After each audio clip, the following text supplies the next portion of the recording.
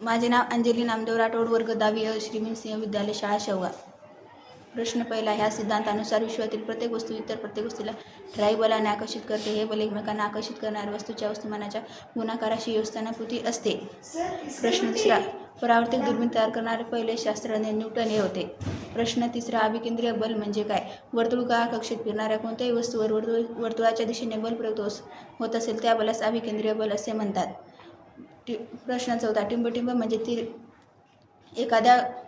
एखाद्या आकृतीला तिरके एखाद्या शंकूला तिरके छेदल्यास तयार होणारी आकृती म्हणजे लंबवर्तुळाकार होय.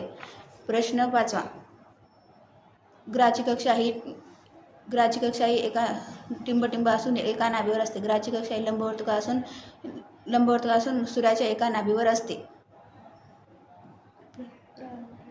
ग्रहाला सूर्याशी जोडणारी सरळ रेषा समान कालावधीत समान क्षेत्रफळ व्यापन करते. सूर्याची परिक्रमा करणाऱ्या ग्रहाला आवर्तकालाचा वर्ग असे म्हणतात. जीचे एकक NAM चा वर्ग kg चा वर्ग. निसर्गातील सर्वात क्षीण बल कोणते? गुरुत्वाकर्षणाचे बल हे निसर्गातील इतर बलाच्या तुलनेत अत्यंत क्षीण आहे.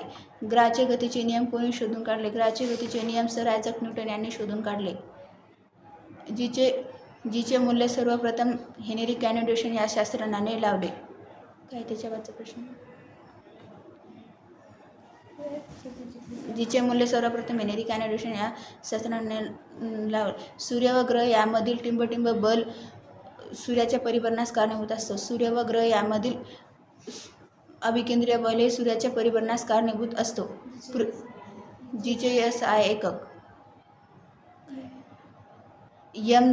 m चा वर्ग प्रति सेकंद s आहे.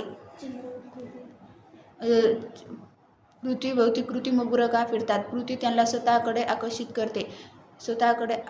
करते, परंतु सफरप्रमाणे चंद्र पृथ्वीभोवती फिरत नाही. जीचे मूल्य सर्वात जास्त ध्रुवांवर असते.